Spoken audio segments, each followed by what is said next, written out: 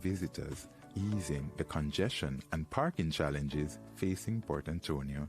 The Boundbrook, with deliberately placed service clusters to create synergies among its tenants and users. The project will be a joint venture partnership with return on investment coming through sales, lease, and rentals.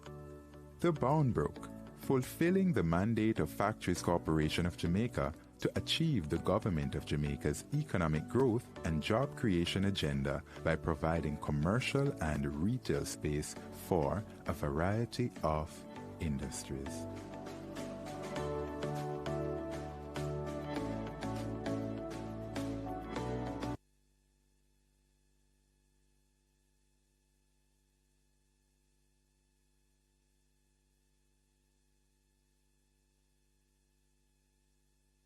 Building wealth the smart way means you have a clear mission for your money. Please stand for the playing of the national anthem.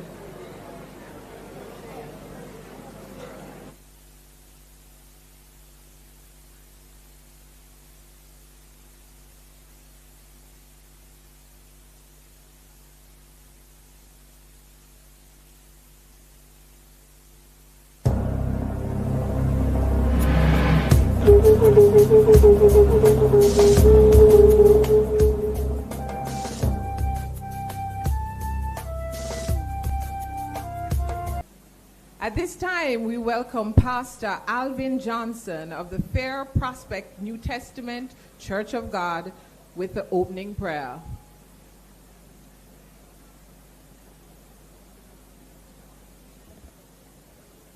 Okay, to our Honorable Prime Minister, Member of Parliament, and all stakeholders, greetings. Agree with me as I pray.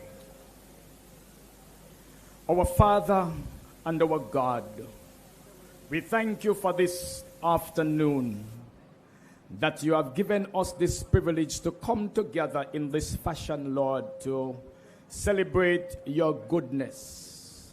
Lord, we acknowledge that there is none like you. There is none to compare to you. You are King of kings and you are Lord of lords. And so into thine hand we commend our bodies, our souls, our spirits, and everything concerning us, because we know we belong to you. And so this evening, God, as we have gathered, Lord, to this groundbreaking ceremony, in which, oh God, your servants have come to the understanding, Lord, of the need of your children in this way. God, to build this community, Lord, in which they will be better ministered to. I pray, Holy Father, that your divine hand of grace and mercy will rest upon this, oh God, this initiative. And I pray, God, that you allow that your blessings overtake every stakeholders, God, and allow that this project never fail. And even, oh God, for this evening's proceedings, as we commit it into your hands, we pray that everything that will be said and done here, Lord, will be to the honor and to the glory of your name. We commit, oh God, this proceeding to you, because we know that only you we can put our trust in and know that all is well through all times and seasons.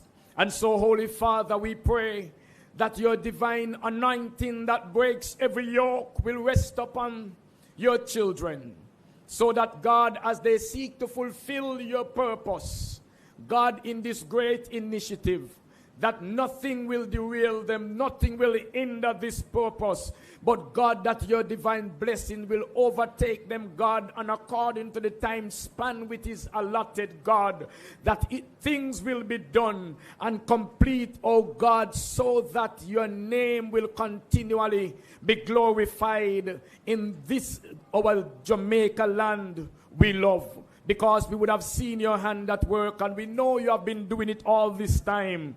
And so, Father God, for this, oh God, community that will be built, We pray, God, that your divine hand of protection will rest upon it, that no natural disaster or anything, God, the enemy will devise, will cause it to fail, but that your blessings will overtake us in all our endeavors. Spirit of the living God, be with us for the rest of this afternoon as we commit this evening proceeding in your hand, and we tell you thanks for your presence and your blessings upon us all as we ask these mercies in Jesus' name. Amen. Amen.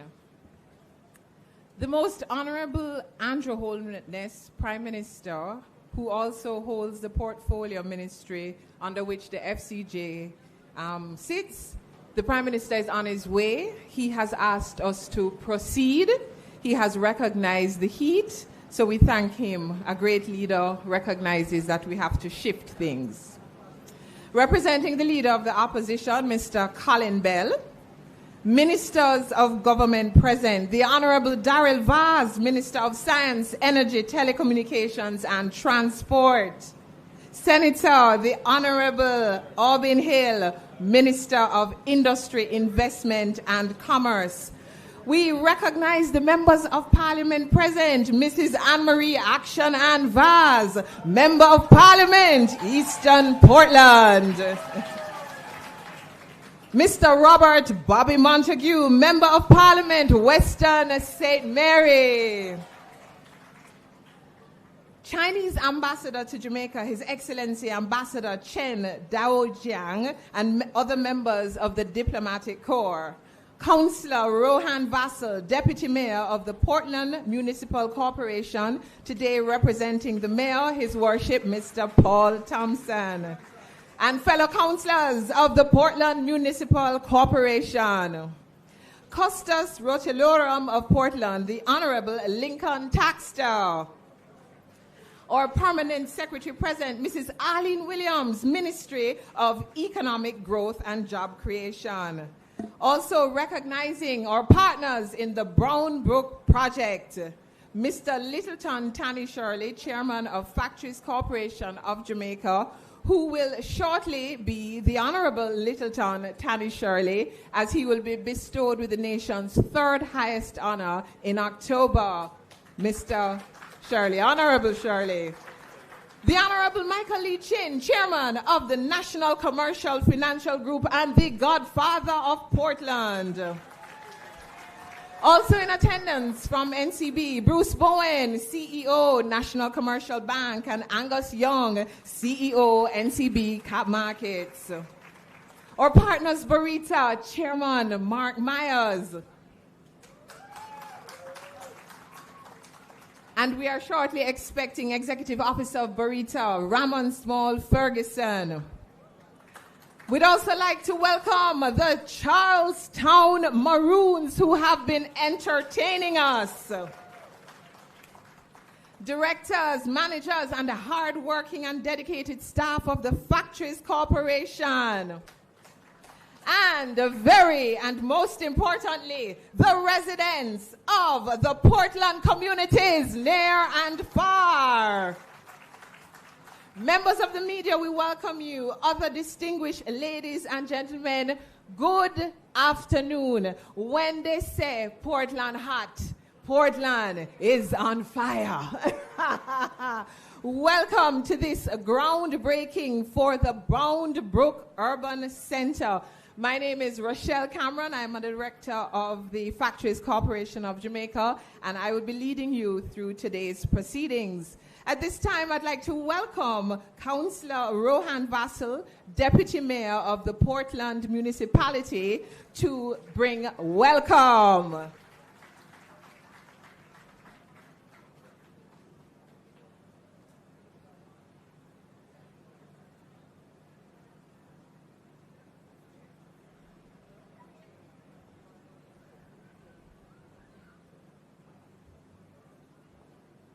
Good afternoon, everyone. I think Madam MC, Rochelle Cameron, had said it all, so all protocol is observed. Why am I nervous? I don't know. Maybe It's because of all the distinguished guests, maybe, the lovely ladies, maybe, or it is a major development which is happening here in Portland today. I think so. So Portland residents, Portland MPs, every stakeholders can give yourself a round of applause. The Mayor, Paul Thompson, is unavoidably absent, and he sent his best wishes. Permit me to express my profound gratitude for the honor and privilege of participating in this function today, not only because of its applications for the overall development of Port Anthony and the rest of the parish, but also because of the significant enhancement it promises to bring to the aesthetic appearance of this town as we continue with our quest to reposition it as a major destination for tourists and other visitors. Ladies and gentlemen, it is well-known fact that the road to national development is a development of communities, and this project, which is being introduced here today, will on completion play an important, infinite role in the town and its environs. It will also make better organized and efficient the services currently provided by a number of government agencies and business organizations operating in the space. Under this project, the Boundbrook Industrial Estate will be redeveloped into an international business complex where there will be an amalgamation of services provided by a number of government agencies and private sector agencies. As the Mayor of Port Anthony, which I represent here today as the Deputy Mayor, I am very excited and expectant about the project, and the Portland Municipal Corporation is fully committed to playing its part to ensure its successful implementation as well as the maximization of its positive impact on the communities when it becomes operational. How can I say this? No amount of accommodations and expressions of appreciation to Prime Minister Most Honorable Andrew Holness, the Government of Jamaica, and the Ministry of Economic Growth and Job Creation is too high for taking the initiative to implement steps in the advancement of government's policy to effect economic growth and prosperity in communities island-wide. This project, ladies and gentlemen, boys and girls, will go a far way in the appeasing not just the Port Anthony residents, but many persons from other communities of the parish who well felt a long time that Portland has been neglected in respect of developmental opportunities. On behalf of the Portland Municipal Corporation, I extend heartiest congratulations to the Factories Corporation of Jamaica and the National Insurance Funds for combining their resources and efforts to formulate this project, which will not only be a game changer in respect of service provision in Port Anthony, but will also serve a major catalyst for a long-term development of our parish. His Most Honorable Prime Minister Andrew Holness, may you and this government continue the good work, bringing love and prosperity to this parish and all Jamaicans, and always remember, God is the wind beneath your wings. Thank you.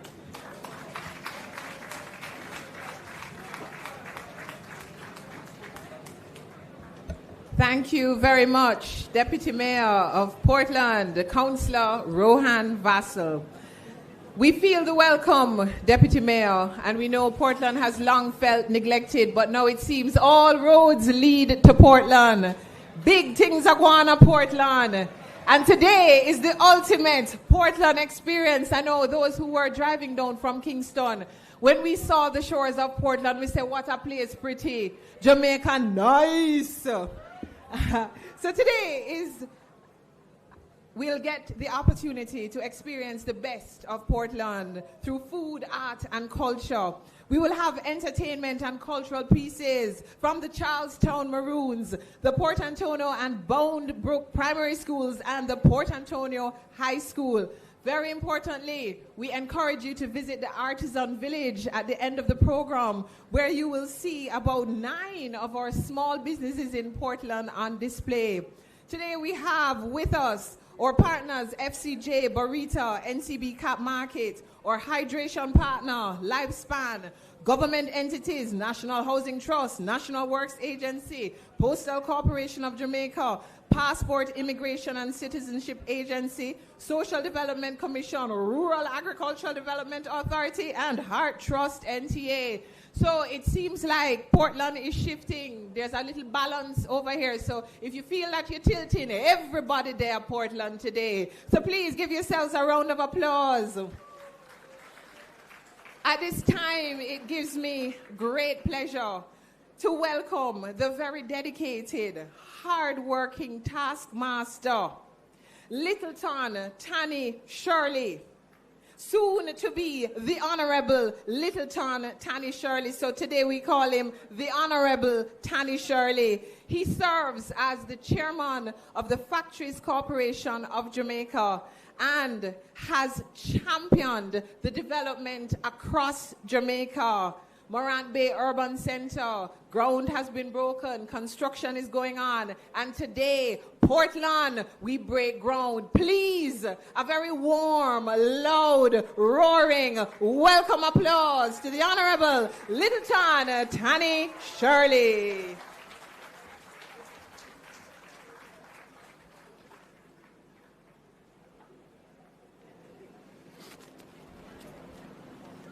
Work with me, work with me.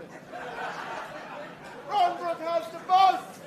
Everyone say, Boundbrook has the bus. Master of ceremony, my fellow director, Rochelle Cameron. Give her a round of applause. She's known as Jamaica's Miss Personality.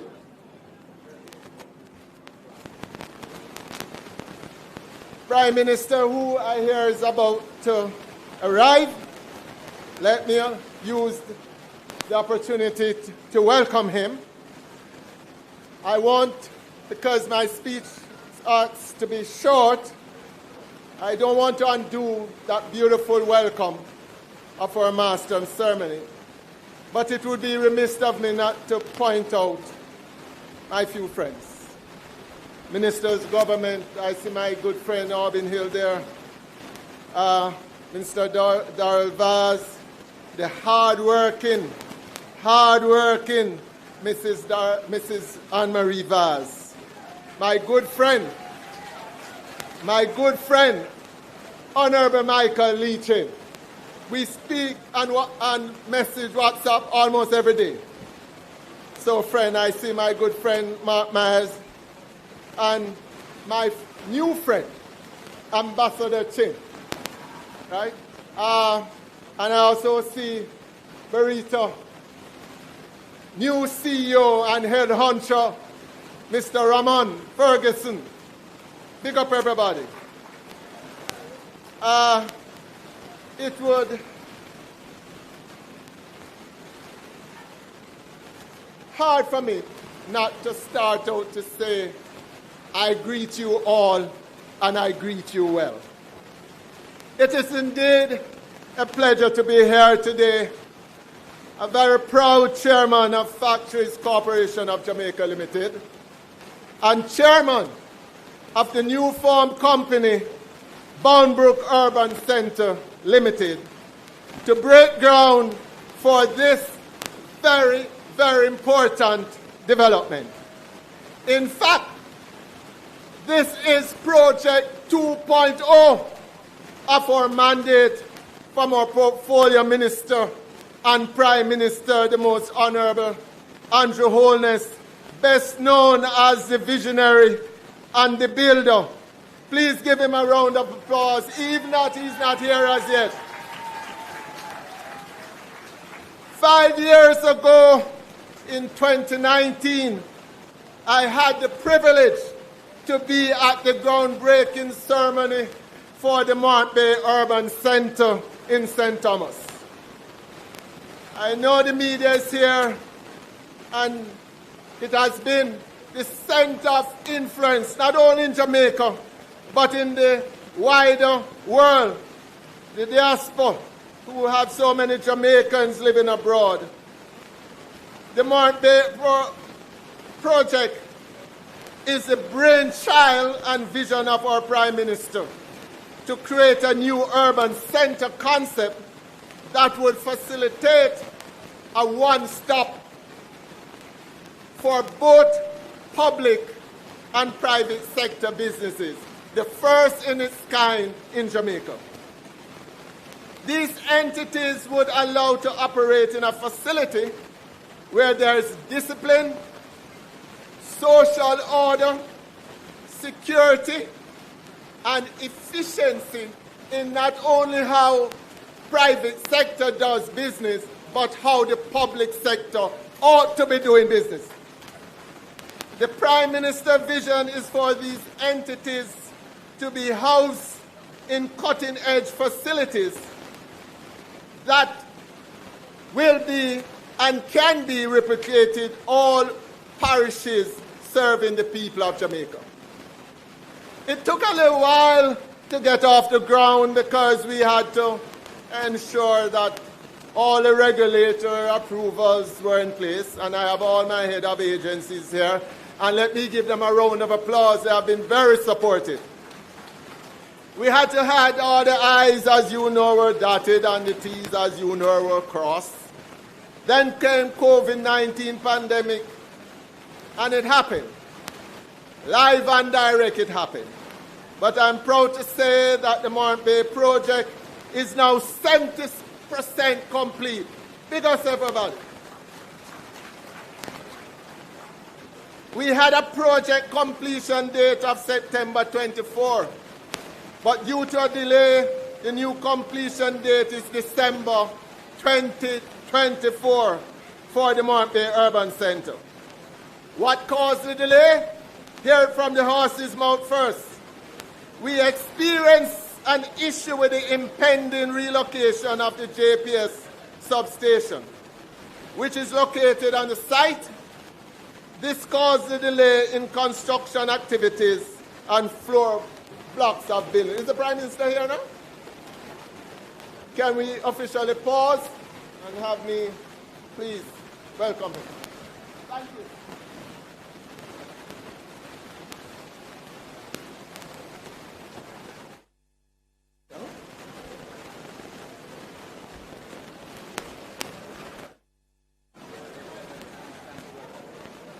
Ladies and gentlemen, please stand as we welcome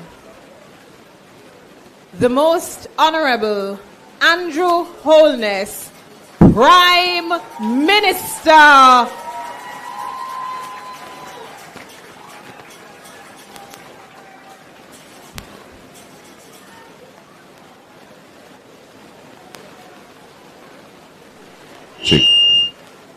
Check.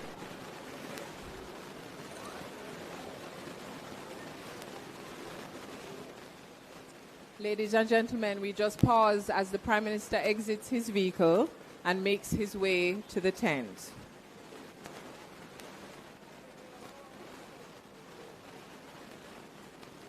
Ladies and gentlemen, please welcome the Most Honorable Andrew Holness, Prime Minister of the island of Jamaica.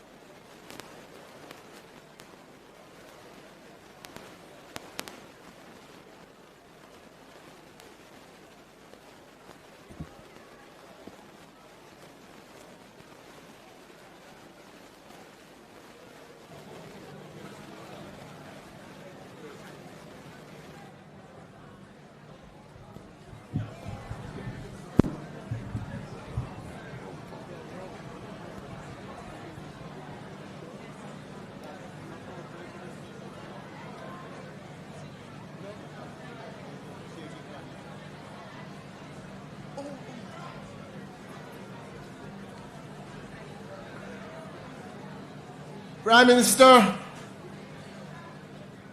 the Honorable Andrew Holness, we previously welcomed you, Prime Minister, and said quite a lot of good things about you.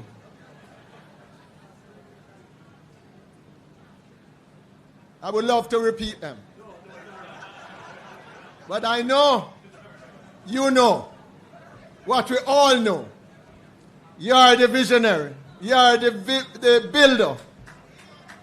And you are the man behind the plan to make Jamaica a better place and to make Port Antonio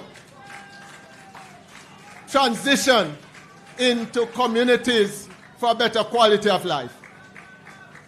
So, I was on the point of the success of Morant Bay, and on the point that we are a few months, 3 months late because of the JPS issue that we had there. The Morant Bay Urban Center project is a blueprint of what is happening here today. Let me admit that the Morant Bay project has been a lot of work. It has been very fulfilling to see where we started and where we are now. A project nearing completion. A project that will be the blueprint for all parishes across Jamaica to adopt, not only in Jamaica, but in the Caribbean.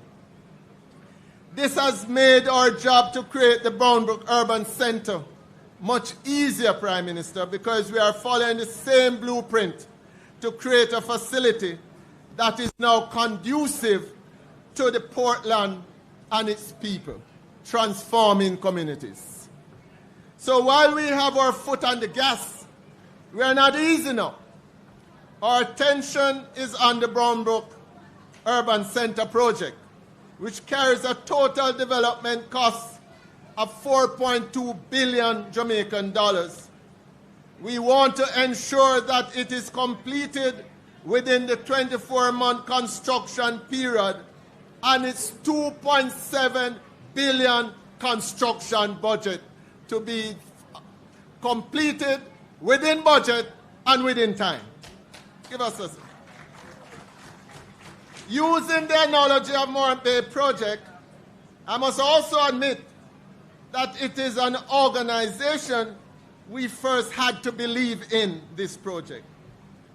We had to believe that it will transform the lives of the residents of Portland through economic growth and job creation. And today I can stand proudly here with the mandate of our Prime Minister to say that check, check, check, all boxes tick. We had to also had our equity partners, NCB and Barita, believe in the project, along with CIBC, our loan financing bank. Let me congratulate NCB and Barita for their commitment to nation building. They are the bank of the future.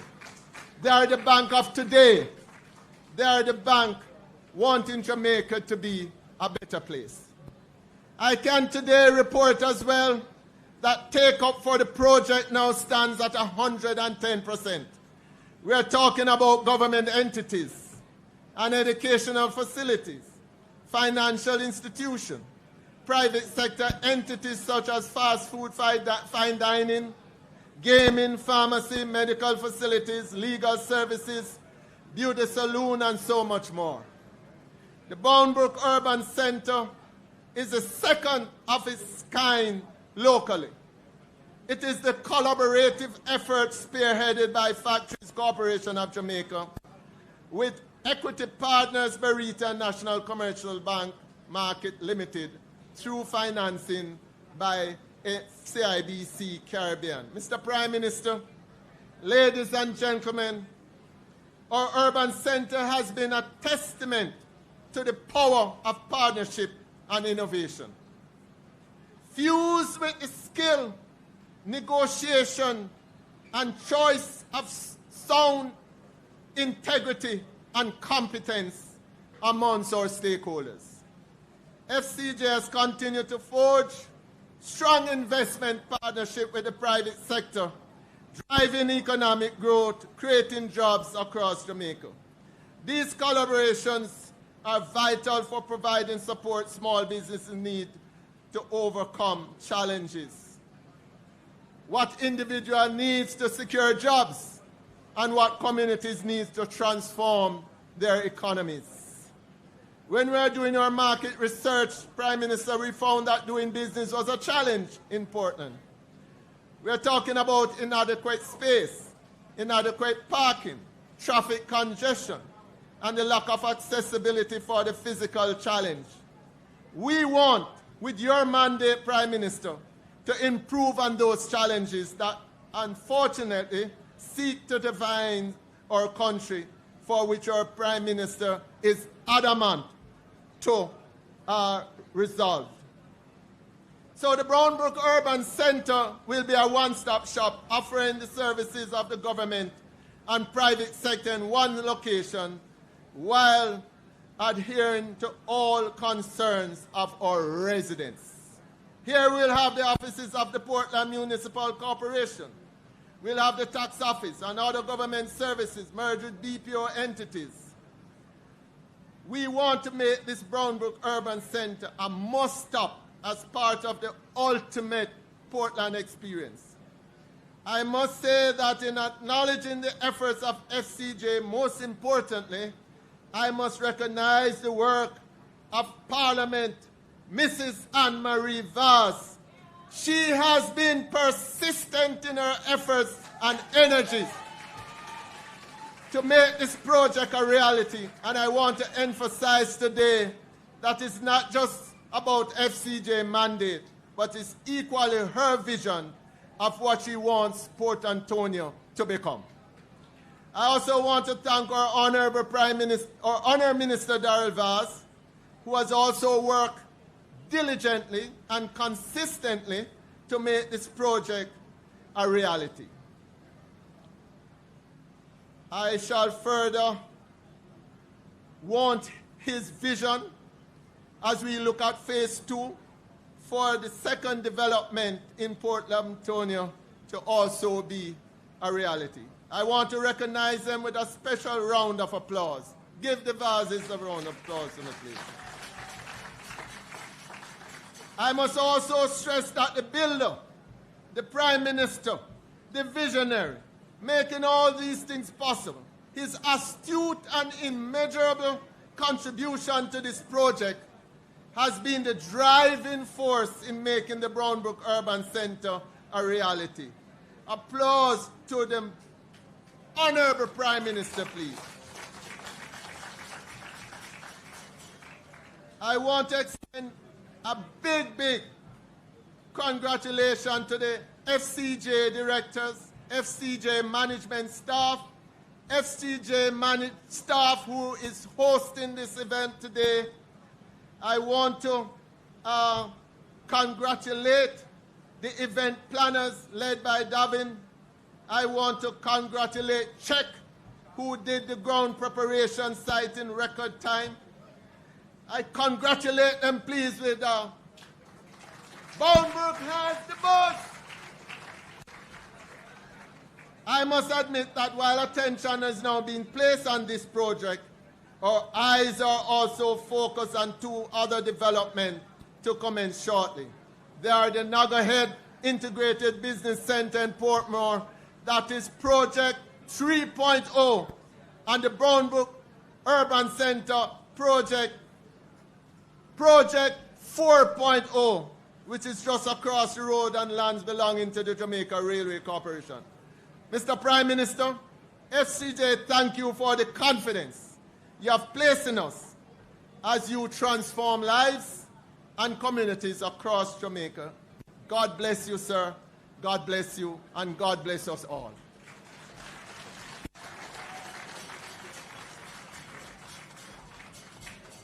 Thank you very much, Mr. Shirley. As he said, Boundbrook have a buzz. And if you know Mr. Shirley well, you will know that it is very difficult for him usually to encapsulate all his thoughts in a short speech. So he recognizes the heat of today, and we give him another round of applause. The hardworking team from the FCJ, the very committed chairman, and as he pointed out, there's a lot of work being done as we build this nation. At this time, we welcome a man who has been committed to nation building. He has returned to Jamaica. He returned to his home parish of Portland. And years ago, he told us the vision of Portland, that Portland is the place that everybody shall want to go. And he started development here. And today, as a part of NCB Financial Group, as the chairman, putting the money behind the development, ladies and gentlemen, the godfather of Portland, the Honorable Michael Lee Chin.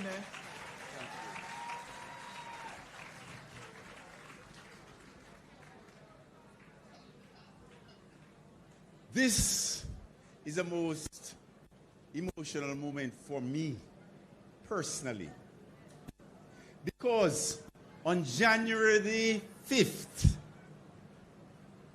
1951, when I was 2 days old, my mother, who is an orphan, and who, when she had me, she was 18, and she was unemployed. So, if you behind, up the hill there, there's a Port Antonio hospital.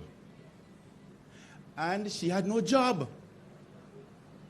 She was adopted. She and her son were adopted by the helpers of the local supermarket here in Port Antonio. And she walked with her child from the Port Antonio hospital past this site.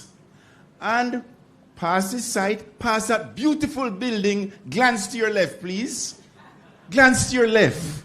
Past that beautiful building and walked another 100 yards to her adopted home with her son, Michael. So my first home was Boundbrook. So to come here today is an emotional moment. And those who made it successful, Prime Minister, thank you. Chairman, Tanny Shirley, Honorable Tanny Shirley, thank you. Minister Vaz and Marie, thank you. Minister Vaz, Darrell, thank you. Minister Aubin Hill, thank you. All other Chairman Myers, for being an equity partner, thank you. Thank you very much. My dear mom would never believe what she's about to see. So thank you very much for being in Port Antonio and specifically Boundbrook. As I said, well, in 2005, there's a beautiful courthouse, a historical courthouse in the town of Port Antonio. City of Port Antonio. And this beautiful townhouse, a historical Victorian building, was burnt out. So it was laying derelict in the city, in the middle of the town.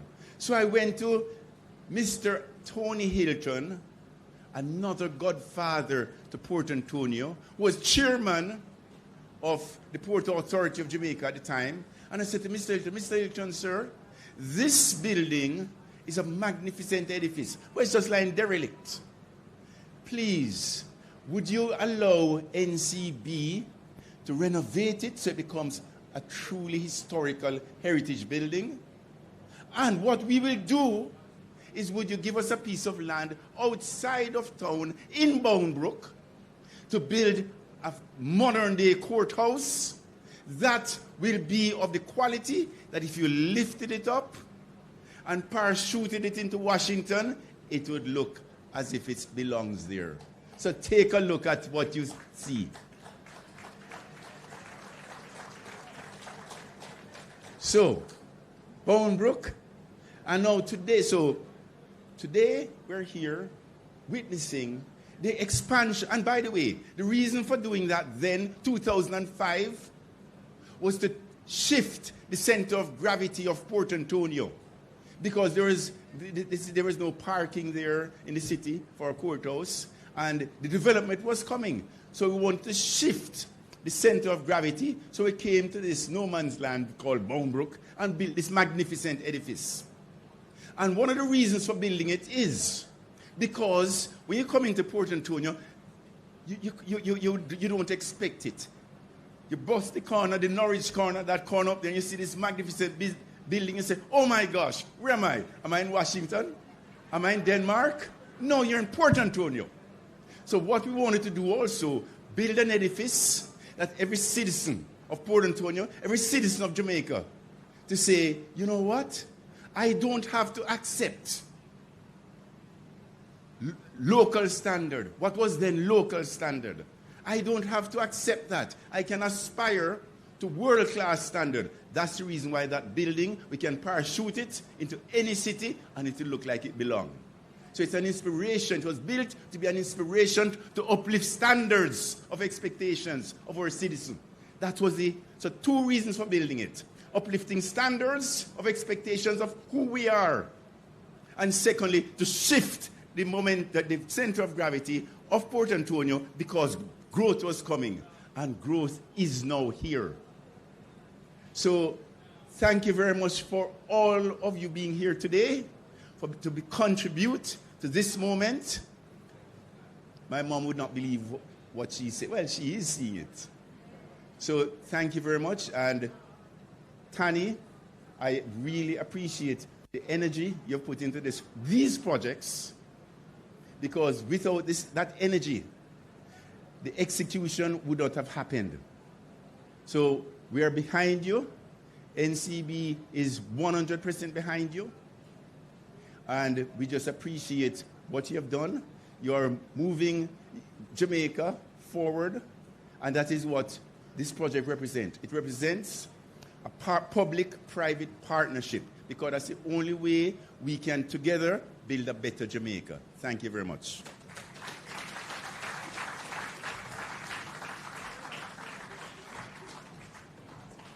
Another round of applause for the chairman of the NCB Financial Group, the Honorable Michael Lee Chin. And as Mr. Lee Chin says, the center of gravity moved from Port Antonio, but it appears that the center of gravity for Jamaica has moved to Portland. And ladies and gentlemen, he may be prophetic. We will soon say the city of Port Antonio. Another round of applause at... Now, this project would not be possible without our equity partners. We've heard from the FCJ, we've heard from NCB Financial Group, and another critical entity in the development of the Boundbrook Urban Center is Barita. Barita making money work for you, through their hardworking CEO, Mr. Ramon Small Ferguson, who is here today and will bring his greetings. A round of applause as we welcome Mr. Ramon Small Ferguson.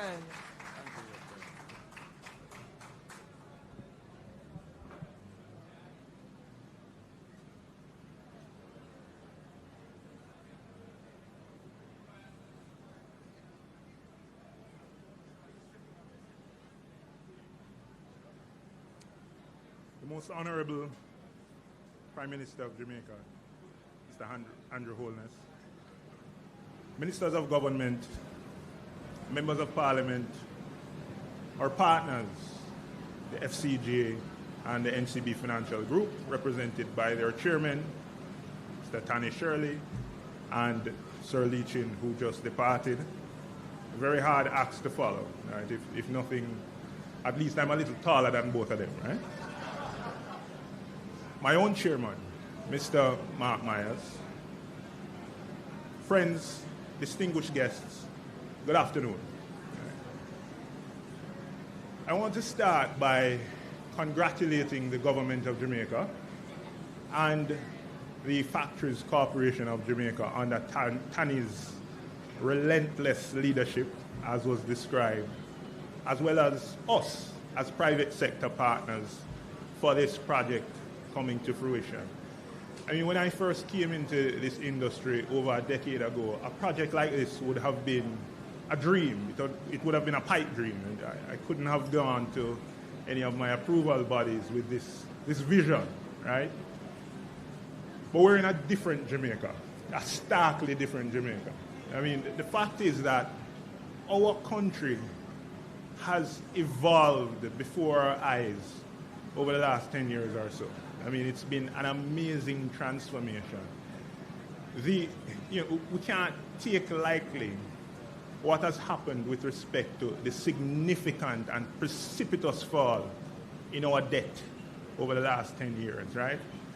And what that has done is set Jamaica up in a way that is enviable to really now start to tangibly lift the quality of life of every Jamaican, right? And this is an example of that. And let me explain.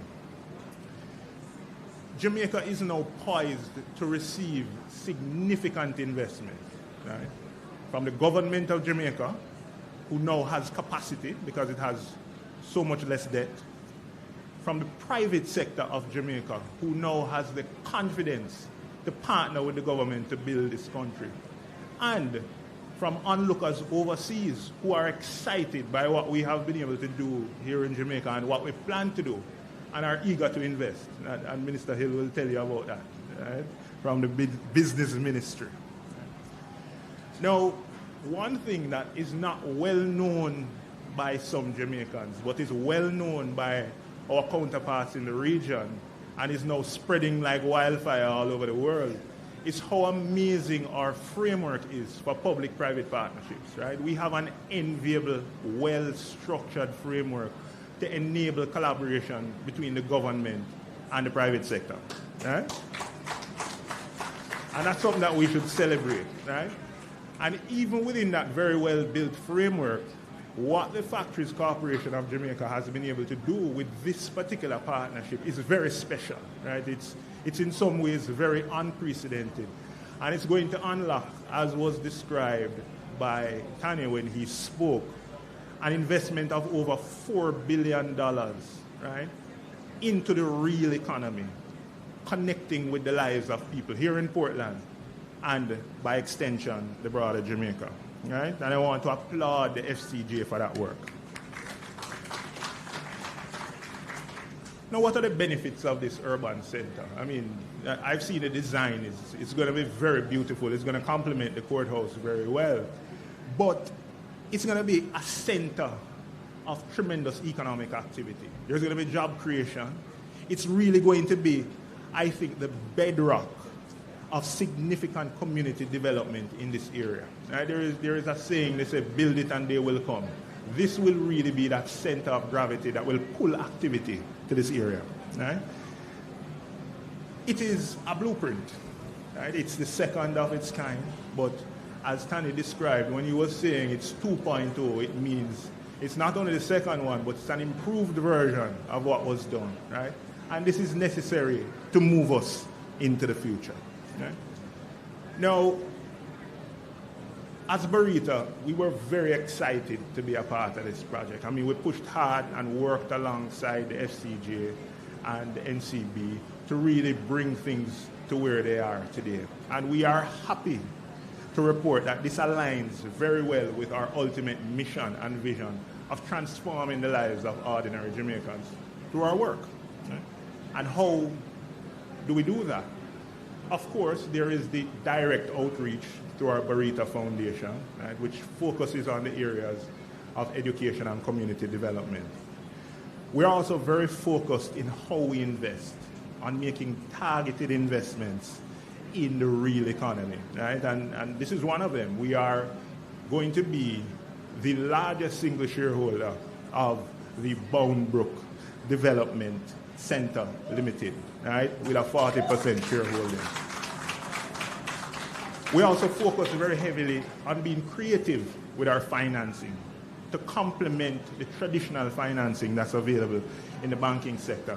I mean, under the leadership of our Senior Vice President, Investment Banking, Therese Kettle, who is in the crowd, over the last 5 years, we've been able to unlock almost $1 billion in capital to our customers. And a lot of that has ended up right back in the real economy to make projects like this possible. Like everybody else here who has braved the heat to come out, we are committed to nation development. We're not just saying it, we're mobilizing our efforts behind it, right? And, you know, it's our objective to transform lives, yes, but we really want to do that through creating value for our customers, for our team members, and ultimately for the wider society, right? So in closing, I want to thank you guys for joining us here today. It is a momentous occasion. I am very excited, and I hope that the burning sense of pride that I feel for this national achievement, because it, again, is a blueprint, right? It's step 2 of many. It really emanates around the room. I hope that we all feel that pride. And I hope as well that in our own lives we are inspired by all of the creativity that went into bringing this to fruition. And, you know, it inspires us to think outside of the box, to see how we can move the needle forward with our respective mandates and, you know, in our respective lives. So thank you very much again, everyone.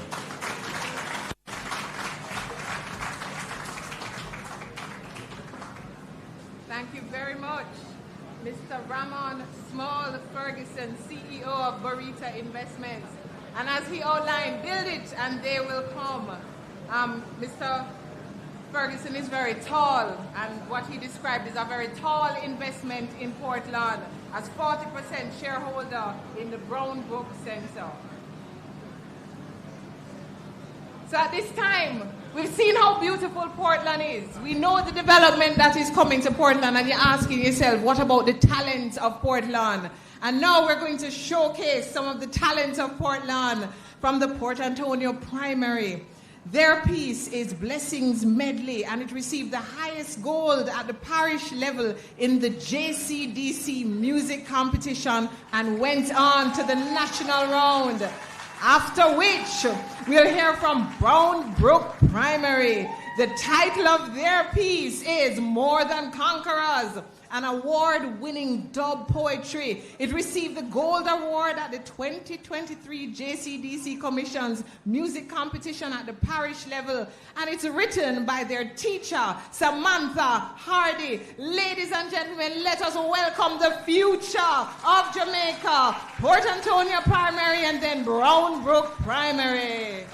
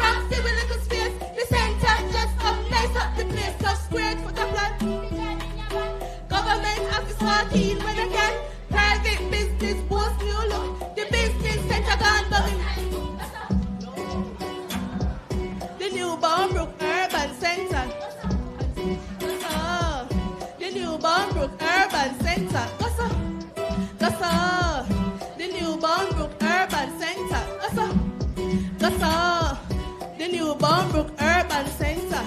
Boundbrook have a buzz. Boundbrook have a buzz. Boundbrook have a buzz.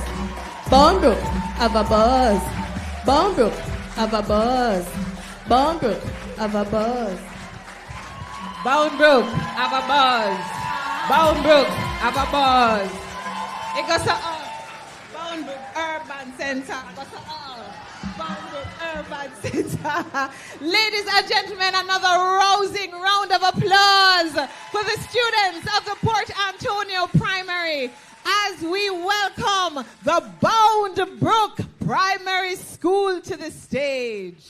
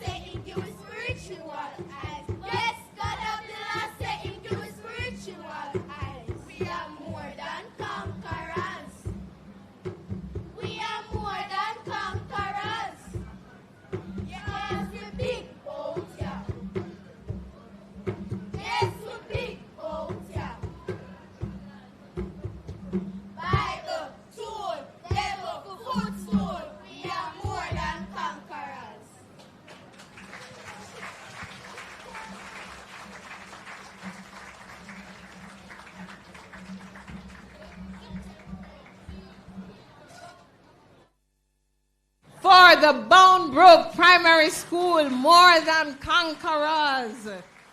Isn't it wonderful to see the young talent coming out of Portland? And in another few years, they will be chairpersons of FCJ. Prime ministers are in the house, MPs are in the house, and they will remember today, more than conquerors, where Boundbrook have a buzz. At this time, we welcome a conqueror himself, the Honorable Darrell Vaz, Minister of Science, Energy, Telecommunications, and Transport. And interestingly, he was the portfolio minister at the time that the Boundbrook project came up.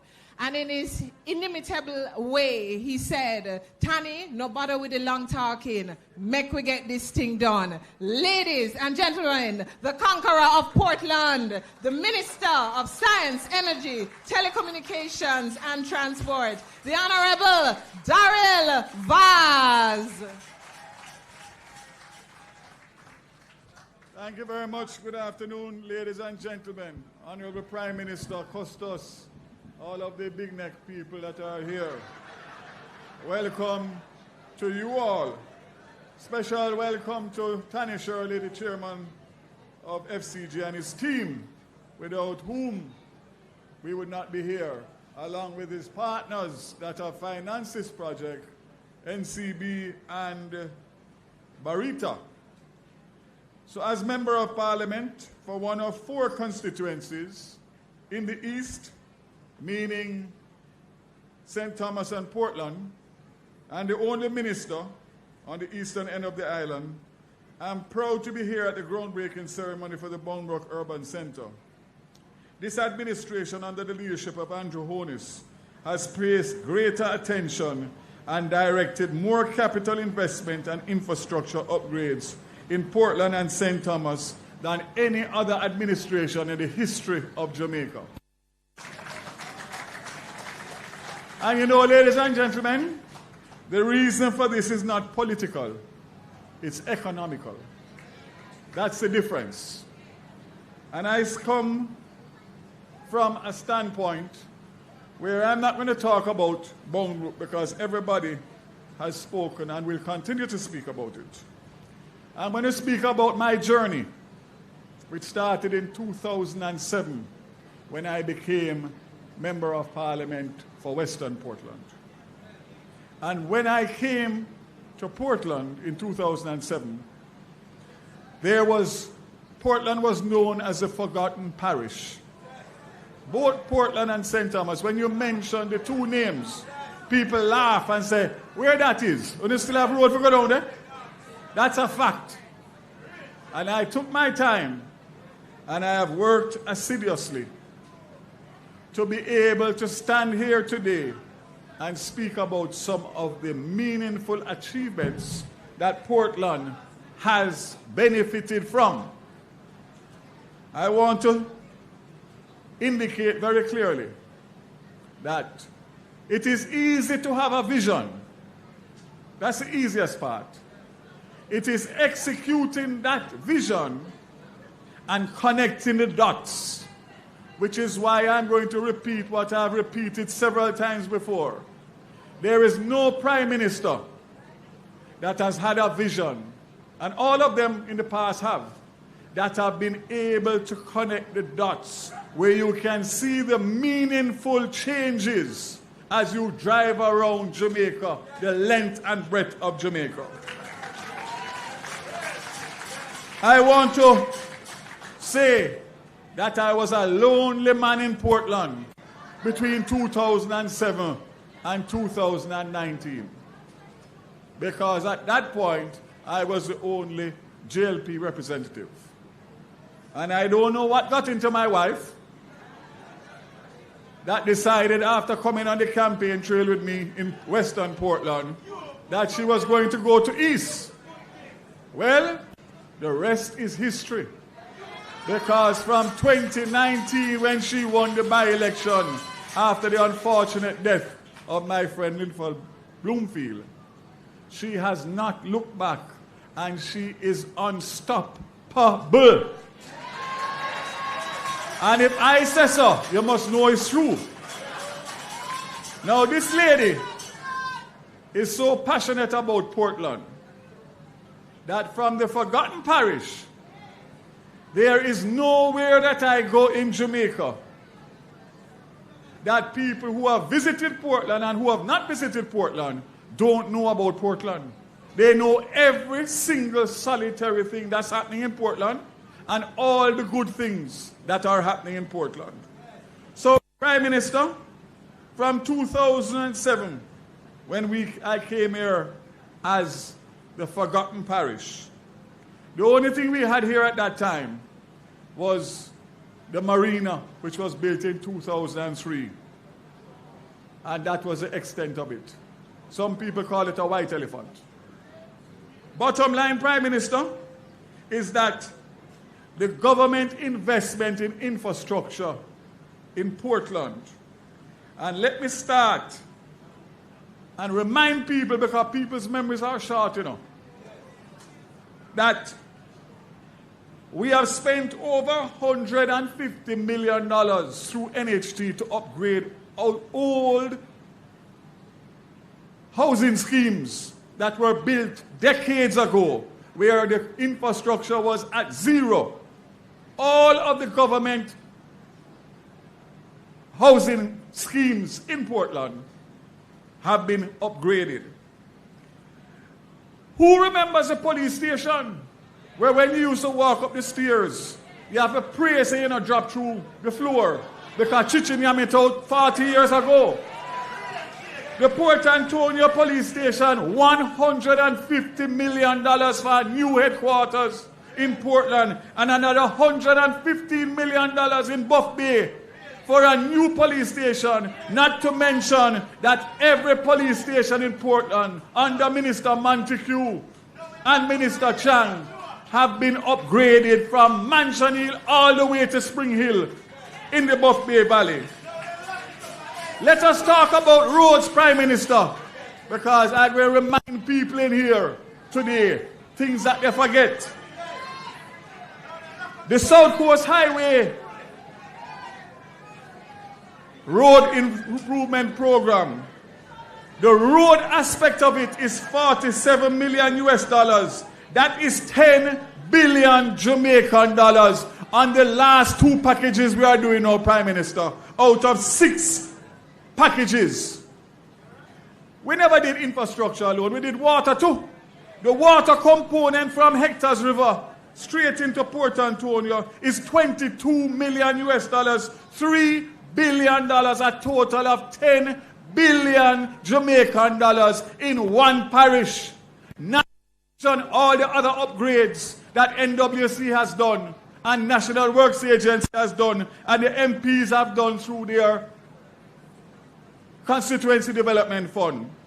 Technology which falls under me, we have spent $42 million to give public Wi-Fi in Port Antonio and 12 other community Wi-Fis in the parish of Portland.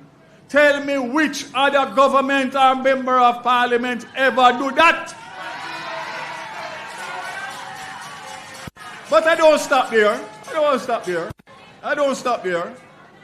Through MP Anne-Marie Vaz, the HAJ is about to start 45 acres in Norwich to do 100 service lots to sell to people who want to remain living in Portland and work in Portland. The National Housing Trust is doing 790 residential lots right at Pasley Gardens so that Portland people can leave school and work and live in the parish rather than having to migrate and come back. That is what you call join up government. That's what you call vision. And that's what you call implementation. But we don't stop there, Prime Minister. The big problem that I have had from 2007 till now is that we have done a lot. Housing and employment has been the problem because people want to be able to work and live in Portland. They don't want to go to Another Bay or to Port Maria and come back. The distance to drive, the expense to board, all of that. So those were the two missing pieces because Portland traditionally has been tourism and agriculture. Yes? So what you find now is with the Boundbrook Urban Center, with 65,000 square foot out of the 140,000 square foot of BPO. I called the president of the BPO Association this morning and I said, work with me a little bit. 65,000 square foot. How much jobs does that equate to? Because you know them have a template. Said 1,300 jobs. That's not to do with everything else in the Boundbrook, you know, which is estimated at 3,000 jobs. 1,300 jobs. I said to him, give me the salary scale from an entrant at the lowest level to middle management, upwards. And he gave me the figures. And he says that at the entrance level, you will earn between $1 and $1.5 million a year without bonus and incentive. You work your way up the ladder, and you can get to $2 to $2.5 million in middle management. And you can go all the way to $7 million as a start if you go up the ladder. So let me tell you something. For me, after, how much is that now? 17 years. Wow. 17 years as member of parliament. Give me a round of applause for that. I never even remember. It's aging me now. Undefeated. Undefeated. But soon to go home. That's the important part. Ladies and gentlemen, I cannot tell you what today does for me as somebody who likes to see the dots connected. And the fact that I know that those graduates from Titchfield and Happy Grove and Port Antonio High are going to have an opportunity to take a transportation or walk to work in Port Antonio because jobs will be available is music to my heart. The fact that I know that lots are going to be sold in Norwich, which was a failed government scheme. I won't tell you who failed it, because up to now there's no infrastructure in there. People build a lovely house and have to drive on all sorts of roads. No drainage, no sidewalk.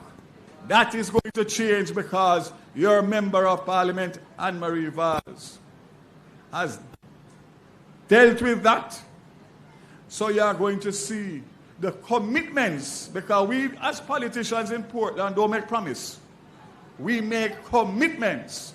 And I can tell you that Mrs. Anne-Marie Vaz, as soon as it is approved, will have some big announcements to make in relation to new projects, not what I spoke about before. So, ladies and gentlemen, I am just going to say, Prime Minister, no matter what them say, your work shows for it. And I am proud to be a minister of government in your administration. It is a pleasure to work with you and for you, because you know why, PM? You get it. You get it. Others talk about it, but you get it. So we have work to do, and you can rest assured that I'll be right beside you with Bobby Montague and the rest of them, Arbin, because we have unfinished work to do.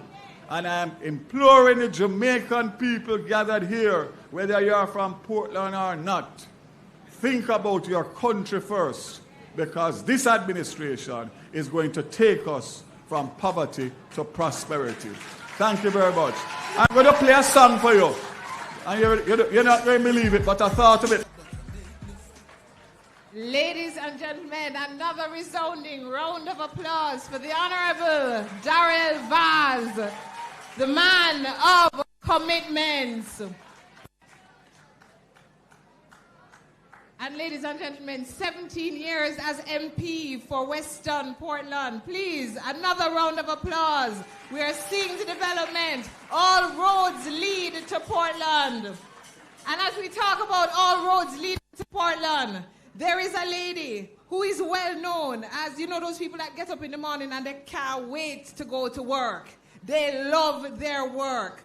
Talk about commitment to Jamaica. Talk about the lady of action. Ladies and gentlemen, please welcome MP Eastern Portland, Mrs. Anne-Marie Vaz.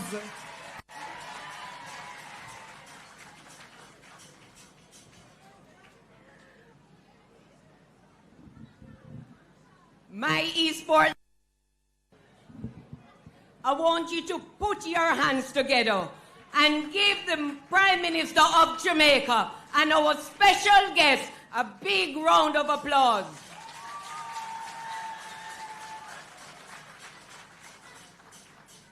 And then I want to clap on yourself for coming out here and being a part of this historic day. On April 16, 2019, I took my oath of office as Member of Parliament for my beloved Portland Eastern constituency. But my love for Portland began long before, as I've been a resident here for over 21 years. And my commitment to this parish will continue long after I have left representational politics. Portland for decades have suffered from lack of representation, resulting in lack of development and lack of attention towards public services. We have started the process to change that, and you are all here today witnessing a part of the change with this historic development. The unprecedented multi-million-dollar road improvement taking place is the catalyst for this. There is so much potential for our small businesses. We have started the process to improve that. As you come in, you would have noticed that exceptional local products on sale. Your support to them today means that from the get-go, this project will be providing economic benefit to our people. There is so much potential for our youths. And let me pause here because I want to speak directly to my youths. Now is the time to upskill, the time to get certified, as this development is already providing jobs and will bring hundreds more during construction, and as you heard the minister just said, afterwards with new and expanded businesses that will be operating here. This Michael Andrew-led Honest government has provided the vehicle for upskilling through hard trust, free of cost up to associate level 4. So there's no excuse for you not to be certified in preparation for the opportunities to improve your lives and make your dreams come true. I want the trend of my people leaving Portland to go elsewhere to seek economic benefits, because I need all of you here to build Portland, the most beautiful parish in Jamaica and the safest parish in Jamaica. There are so many beautiful attractions that can boost the economy. So we have started the process to improve them, especially fixing roads to ensure access so that the spotlight remains on them and shine even brighter. Mr. Prime Minister, Boundbrook have a buzz.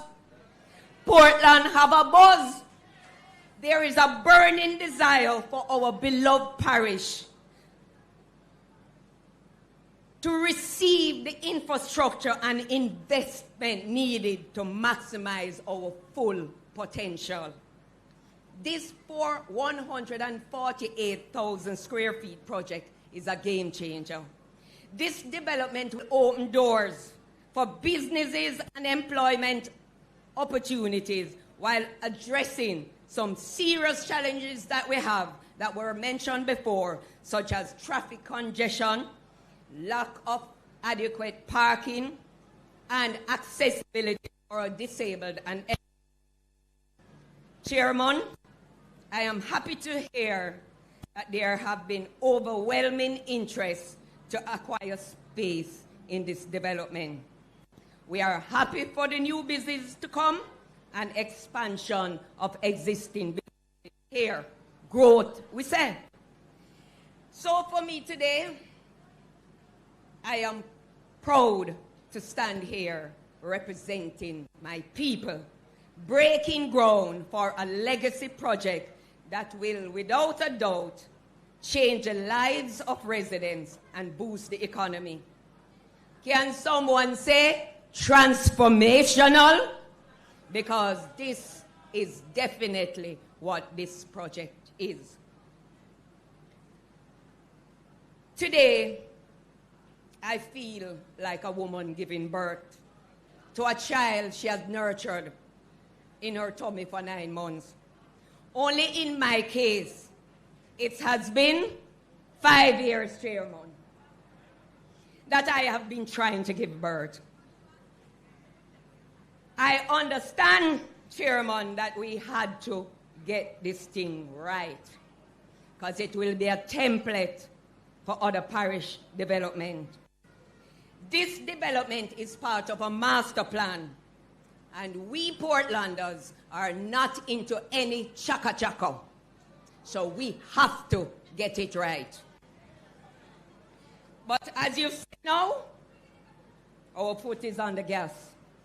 We are going to do road to ensure that this Boundbrook Urban Center is completed on time and within budget.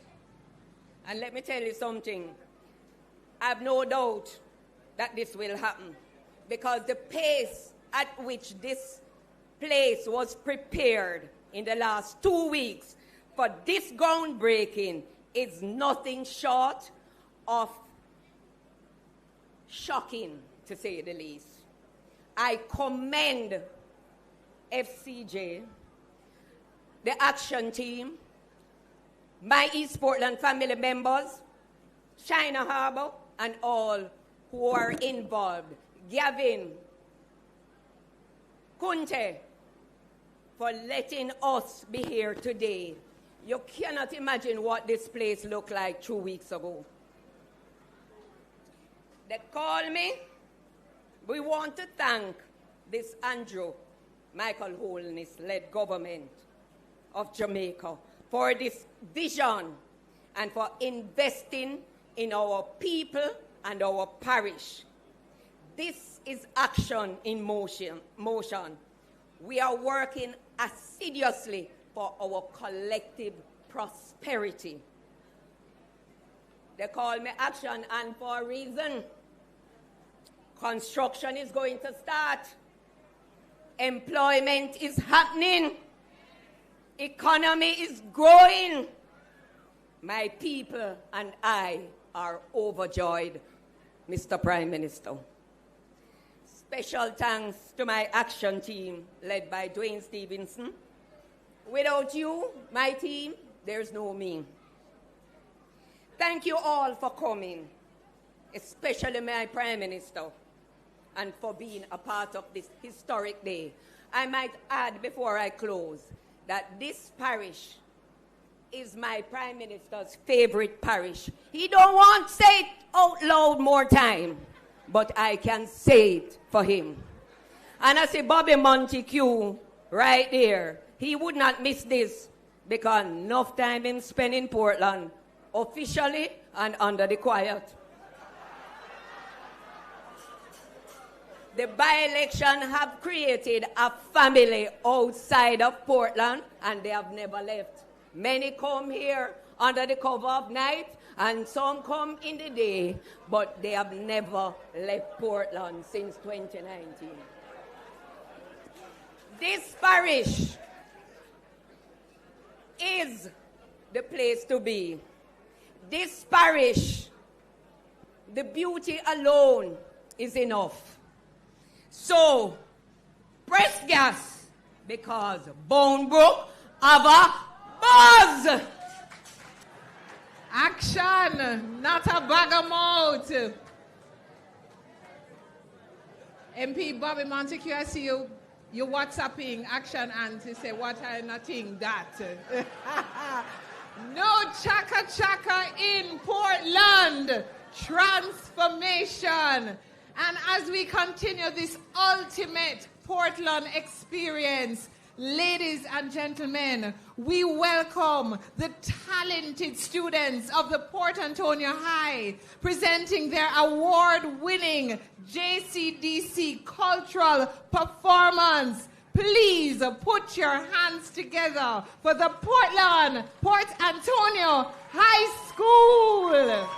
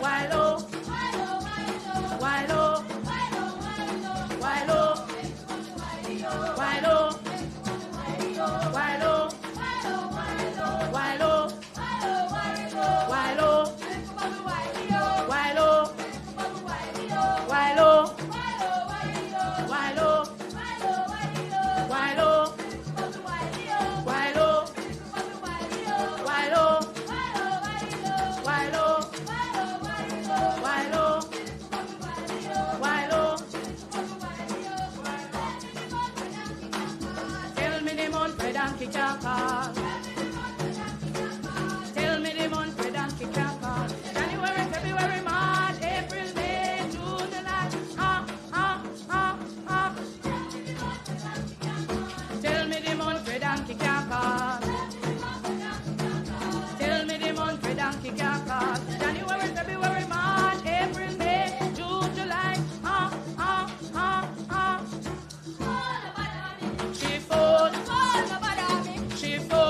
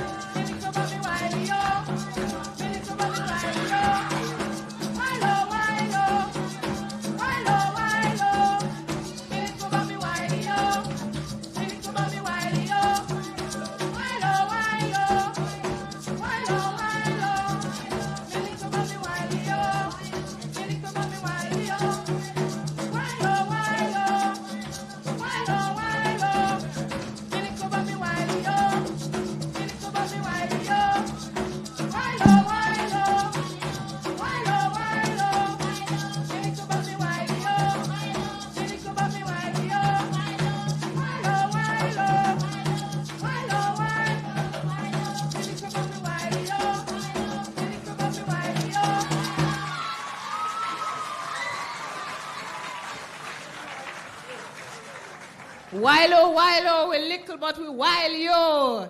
Ladies and gentlemen, the Port Antonio High School. The way Portland people talented. Portland, it beautiful, talented, it's safe. I don't know what you're gonna do. Action and we now go home. We're gonna move to Portland. So often we look beyond our shores to describe visionary leadership. But as a Jamaican people, we get to experience and live history where we have a visionary leader, a man of commitment. He has committed to building out infrastructure in Jamaica, consider it done. He has committed to digitizing Jamaica, consider it done. He has committed to providing housing, educational opportunities, and economic growth. And we get to live in a time where Jamaica is experiencing unprecedented economic growth. We do not need to look beyond our shores. Right here, we have a great leader, a visionary leader. And ladies and gentlemen, as we get to our feet to welcome to the stage the most honorable Andrew Holness, our Prime Minister.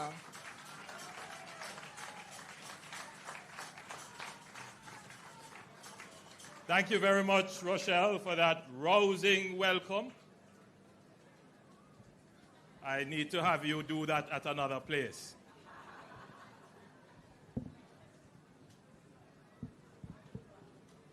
First, let me commend the performances. I've been to many events, as you can imagine, and I've seen many school performances. And oftentimes, quietly, I reserve my disappointment because the performances don't live up to what I expect. It's not the students' fault. It's the cultural direction. It is the interpretation and the translation of our culture into action. And sometimes it is without depth. Sometimes it is performed without any talented consideration, without passion. It's not uplifting. But every performance that has graced this stage here today is a gold medal winning performance, a true representation of our culture. And I am impressed, and so I give my commendations to the performers, but I also give commendations to the teachers and the cultural directors. It is a reflection of Portland's continued preservation of what is good about Jamaica.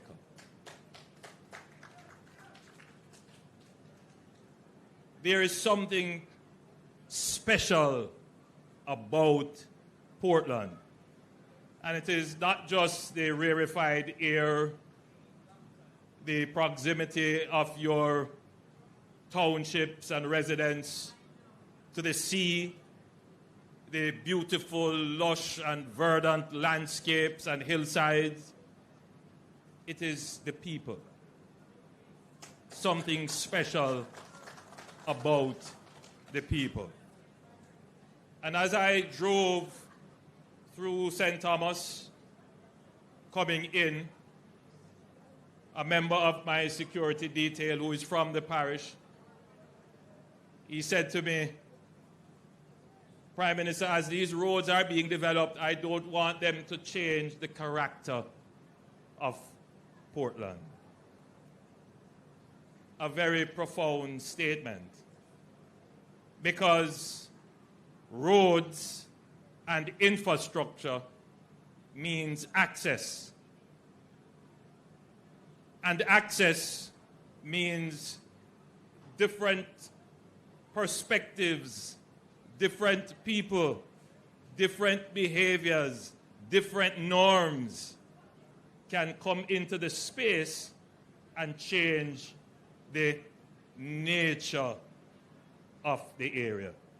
So I know that there are many Portlanders who welcome the development, but are concerned that the development, the infrastructure could change the nature of the place. This administration understands the nexus between infrastructure and culture. We understand the nexus between infrastructure and the economy. We understand the nexus between infrastructure and the security.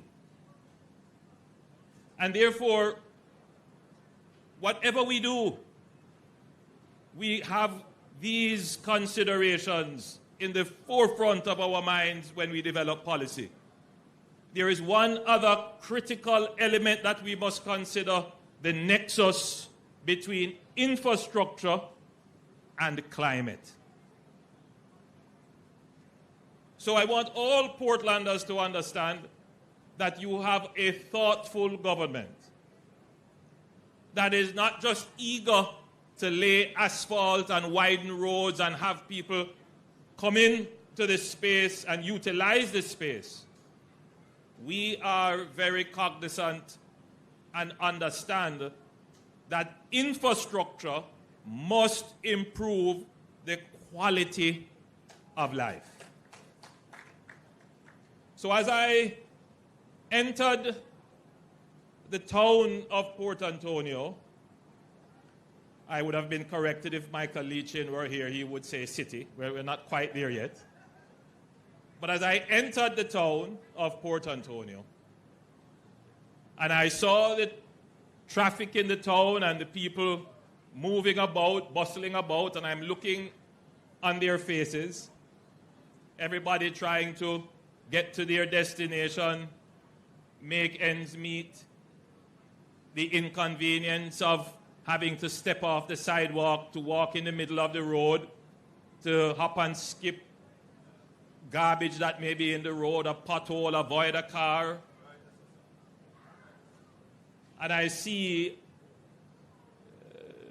the misery and inconvenience and frustration on the faces of the citizens.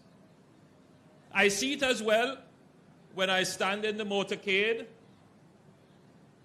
in the roof of my vehicle, waving to people as I go by campaigning, and I see the eye contact, the hesitation. I like to see a Prime Minister, but the condition. The condition.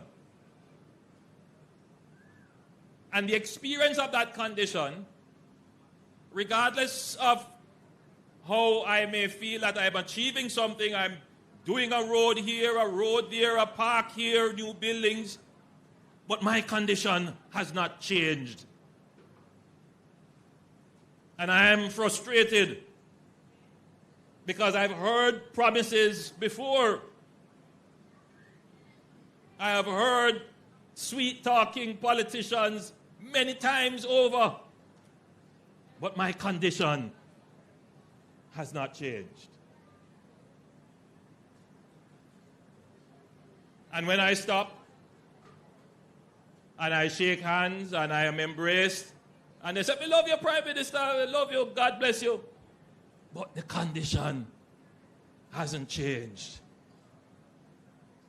It has been 40 years that the condition has been the way it has been. Portland is, as a parish, 300 years old. Portland as a parish, 300 years old. Port Antonio was about 1793, thereabout, don't quote me on it, but in the 1700s, the town of Port Antonio was established. And you know what was the basis of the town, why it developed? it developed as a port town because of the banana trade. Sugar to a lesser extent, but mostly the export of banana and other fruits. And then it got further impetus as basically the first town of tourism in this region, in the Caribbean, really. And we have some historical tourism gems in this region. You know, my understanding, of course, that this is the birthplace of the famous British secret agent. Yes.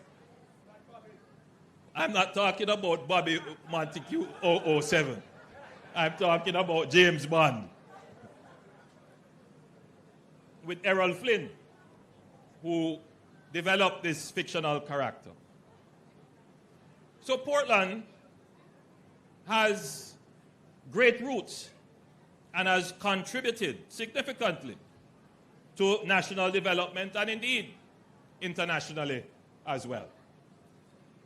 So it is time for the administration to pay attention to Port Antonio, to Portland, and to this entire eastern end of the island, St. Thomas, Portland, and St. Mary. Now,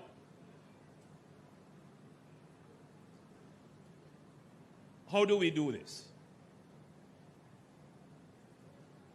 The first thing that we needed to do as an administration is to ensure that we have the resources to respond.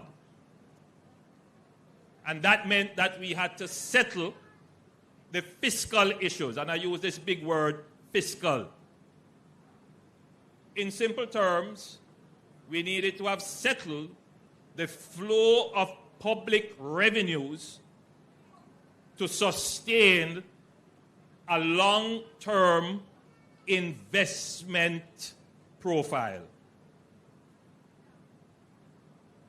The challenge with Jamaica is that we did not, for the last 50 years, settle the flow of public revenues sufficient to sustain long-term investments in infrastructure. That was really our issue. So we couldn't take on projects that had a long horizon for return. And I give you a perfect example. We built a marina here. I believe that was in 2003. 2003. What was the intention of the marina? It was to spark tourism and get some investments into the area. But that by itself wasn't enough. The government needed to have had the financial wherewithal to sit down and plan a full infrastructure rollout for the infrastructure investment to be meaningful in transforming the lives of people so that people can say, yes, this infrastructure is going to make the quality of my life better. So one isolated investment by itself is not going to do it. Which is why people still look at these investments and say, will it really make my life better? Because of the experiences that they have had. But what is different now? What is different now? Well, let me tell you what is different now. What is different now is that the government has made a massive investment to improve 147 kilometers of road linking Port Antonio directly to Kingston. So from Harbour View, come all the way around, you're going to have the best quality road. Number one. And it is not merely asphalt. This is what we call a utility corridor. Underneath that road are massive pipelines to carry water, fiber optic cables to carry internet, and we have realigned and upgraded the electricity utility service along the area, in addition to massive civil works investments in retaining walls, drainage, and other such works to protect the road. It's a massive undertaking. It is the largest road infrastructure development that we have undertaken in Jamaica.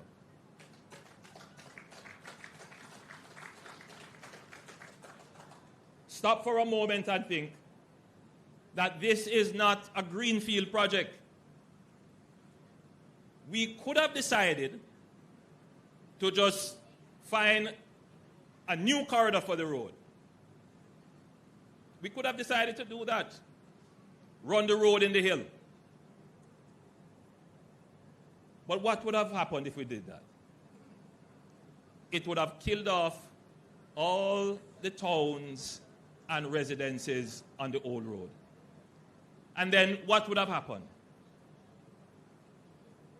It would be hard to justify having built a new road, spending money to improve the old one. We decided as a government that the intention of the investment is to improve the economic and social circumstances of the people where they exist. So we have made the investment keeping the old alignment as much as possible running through towns. Now that comes with its own challenges, because it's not easy to build a road that people live on.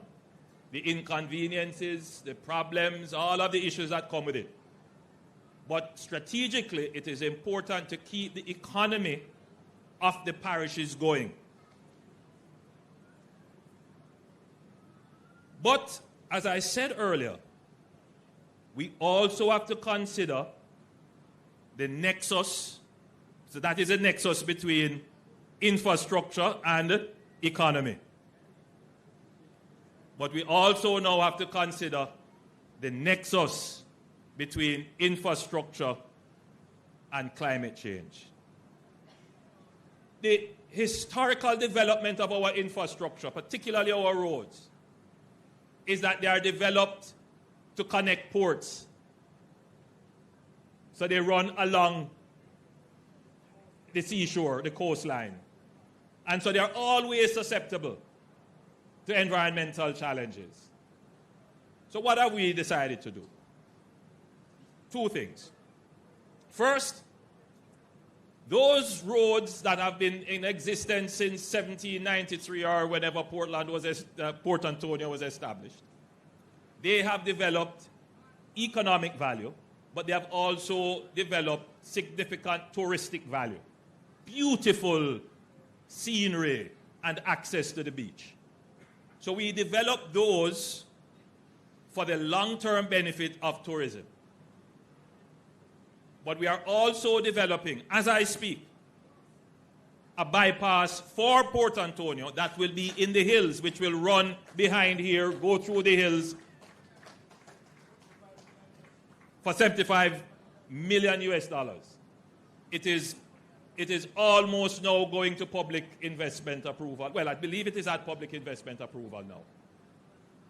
And that road will take off much of the traffic that is not here for sightseeing, is not here to go into the town. They want to get about their business. So those can take the bypass road.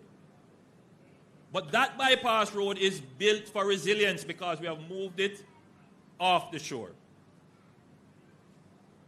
And therefore, we are giving the town of Port Antonio the opportunity to breathe. So you won't be taking traffic that is passing through or don't have business here. That bypass road will ultimately continue through the hills and connect to the 14 kilometers of road between Yallas and Harborview. So you're going to have essentially two roads. One, the main road that will carry heavy traffic, heavy volume, get you to where you're going quickly. And one, the more scenic route that is for the tourism economy, which we intend to develop, coming all the way from St. Thomas, coming all the way around into Port Antonio. That's the vision, that's the long-term strategy. And every year we are building towards it. But we need to do one other thing. Having built the road, we now need to build buildings that are suitable for public use, built for purpose. And that is what we're doing, not just here in Port Antonio, but we have done it in Portmore, where we are building out the Bernard Lodge project, a massive project of over 10,000 housing solutions and an urban center. And that is underway. You can go there and see what is being done. We have done it, not talking about it, we have done it in Morant Bay. I passed it today, couldn't stop. I looked over there and I can tell you it is coming along nicely. An entire new township, the first that we have built a township in maybe 100 years or more.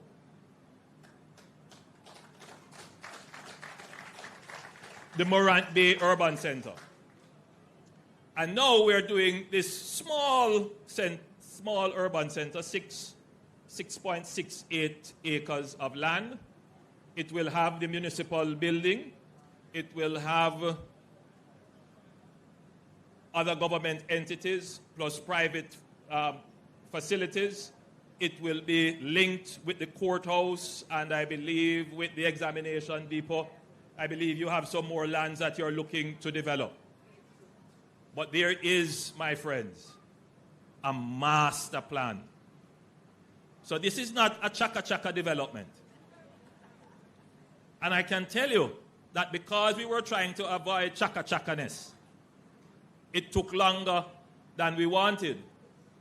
Because as we had already completed the plans for this, I announced some other plans for Port Antonio as a whole. And I brought in a world-famous architect and urban developer. His name is Gordon Gill, a Jamaican. This is a man who has done designs for new cities in China and Saudi Arabia, Toronto, Dubai. And he's saying, I want my country to look like these places. And we brought him in, and they have done a massive development plan for the entire waterfront of Port Antonio, specifically looking at the lands owned by the Port Authority, the UDC, and other government entities. Portland is set for massive developments, but they're not going to be high-intensity, high-density developments. No, we specifically want to avoid that. We are going for high-value, low-density development, including the development of the East Harbor into a cruise shipping port. And all of that is being planned. So we are not just doing one little development and expect that one little development to spark and be the catalyst for new development. No, we have a well-thought-out, coordinated plan backed by the resources to sustain long-term infrastructure investment without interruption. That is what is different. So to my friends who expect that in one election cycle, what took 10 election cycles to create, which is the disinvestment in your infrastructure, meaning that from the building was built or the road was laid, nothing else was done. So the infrastructure is there. What do you think happened? No matter how pretty you build a house, after the first 5 years, it starts to depreciate. And if you don't invest in it, it will eventually fall down. And that is why Jamaica's infrastructure looks the way it looks. Jamaica, more than other Caribbean countries, had an earlier start in the development of our infrastructure. We had a new Kingston long before Trinidad had Trin City. We had high-quality roads long before many of the other Caribbean countries. But if you were to shoot a music video and you're looking for high-quality backdrop infrastructure, you're going to have to search hard to find it in Jamaica. Because the infrastructure has run down over the last 50 years. Because we didn't have the fiscal wherewithal to sustain a long-term program of infrastructure investment. That is what is different with this government. But it is hard to communicate that to someone who for 50 years has experienced deterioration in their infrastructure. My challenge is to convince people that the government is doing the correct thing in making the infrastructure development. And the only time that they're going to be convinced is when they see it happen. So you wonder why it is that we spend so much time on a ceremony like this. It's very important. Because if there is ever a disruption in the plans that have been laid to give Jamaica that uninterrupted long-term runway of projects, we will go back to the period when the fiscal arrangements are blown, when people who don't have an understanding of infrastructure and development take policy and lead us back down the road of destruction. So it's very important that I communicate to the people what it is that we're doing. And these are not just words. Go and tour the road from Harborview, come all the way around to here and see the transformation. Go and look on the Montego Bay bypass and see the transformation. Travel on the East-West Highway from Maypen straight into Mandeville and see the transformation. Go to Bernard Lodge and see the transformation. Come to the Morant Bay Urban Center and see the transformation. Go to Portmore and see the transformation in the Resilience Park. Go to St. James and see the transformation that has happened with Harmony Park. And this is all happening all at once. When has that happened in Jamaica? I challenge the critics. I challenge the naysayers. I challenge the purveyors of negativity. When? If there is any criticism, is that we are doing too much.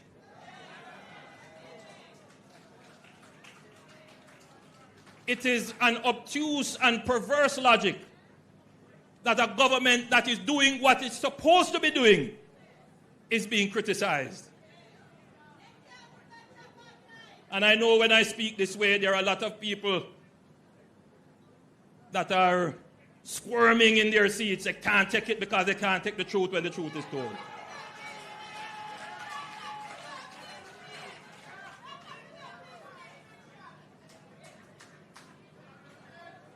But a lot of people feel it's politics time. I don't ready for politics time yet. We will campaign on our record of performance. And what I am busy doing is building. Whether it is a social house where a family has been improved, a housing scheme house where someone who is earning minimum wage or a little above that can purchase, or we are building new roads, bringing in new buses, bringing in new garbage trucks, building new ports. We are the government that is building Jamaica. We understand infrastructure, and this project will not be the last one. I see members of the private sector are here. We incorporate the private sector in these plans because we believe in the democratization of wealth, meaning that government mustn't own up everything. Bring in the private sector, and we said to the private sector, sell shares to the market. Make the average man can say him own a piece of it. So we have a few more of these to go. We have 50 acres of land in Falmouth. Falmouth is a town that is exploding under the same pressure, and we are going to do another urban center, planning an entire new town in Falmouth. We have another 40 acres of land in Negril. We're going to do the same thing. We have lands in Old Harbour. We're going to do the same thing. We have Hopewell in Hanover, which is a bottleneck.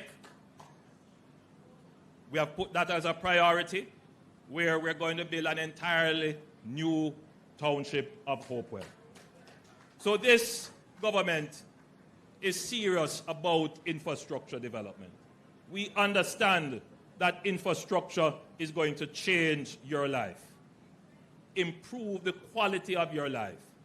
So for my brothers and sisters who have been frustrated for decades, who have not seen anything new happen in their built environment, who have to struggle through traffic, congested roads, dirty streets, and buildings that are inconvenient, I say to you, keep patience with the government.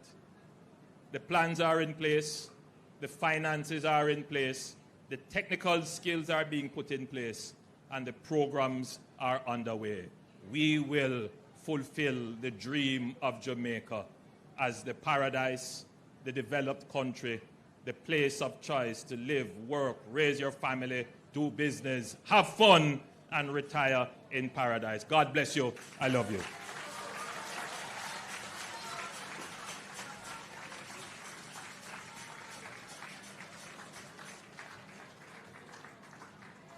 Thank you very much, Prime Minister of Jamaica, Honorable Andrew Holness. He has taken us on a journey to see the nexus with infrastructure, economic growth, and development. What a great time it is to be a citizen of paradise, a place where we want to live and raise our children and do business. Portland, you've heard from the Prime Minister, big things are going at Portland. And the big things continue today with the actual groundbreaking of this Boundbrook Urban Center. And the groundbreaking will be led by our Prime Minister, and he will be accompanied by His Excellency, the Chinese Ambassador to Jamaica, Chen Daojiang, Mr. Angus Young, CEO NCB Capital Markets, one of our partners, Mr. Ramon Small Ferguson, CEO of Barita Investments, Honorable Tani Shirley, FCJ Chairman, Mrs. Vaz, and our Deputy Mayor, Mr. Rohan Vassal. Ladies and gentlemen,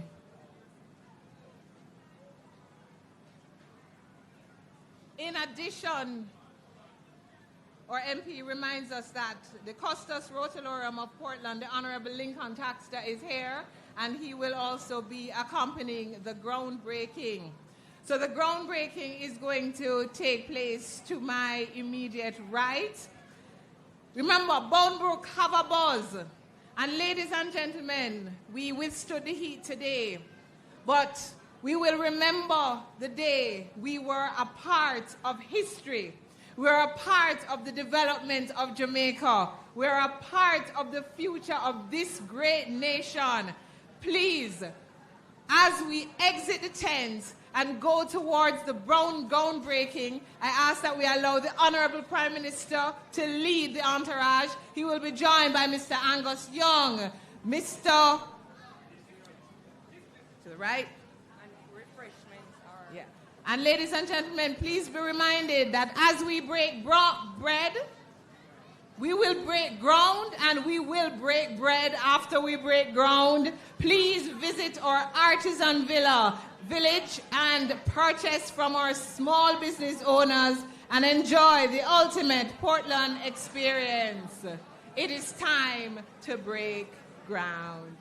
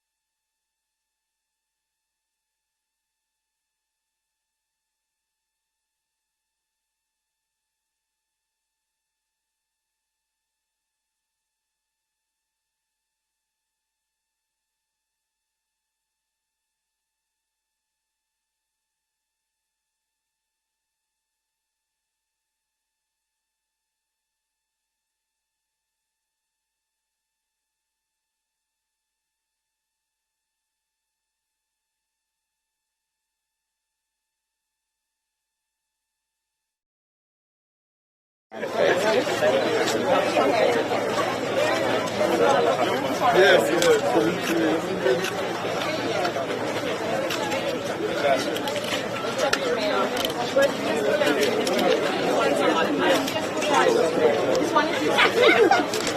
tell Naomi that she now go to the island and run a bucket to feel that she wants to see.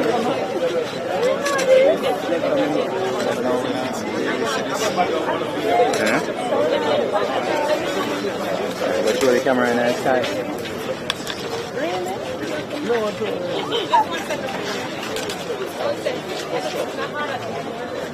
Which one looks better? Eh?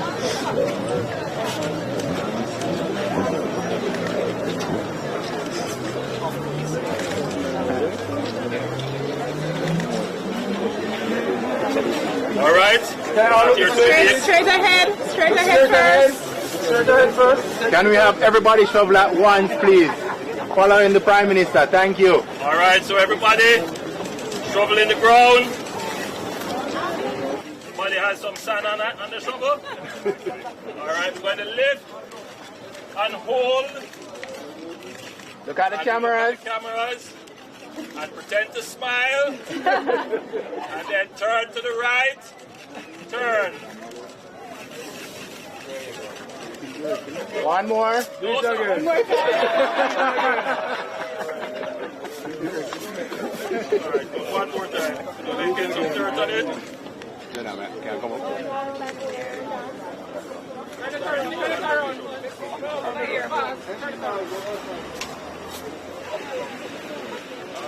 Get some dirt on it. Stand on it. Lift. Turn to the camera. Tend to smile. And turn to the right. Turn to the right. And 4. Good stuff. Very good.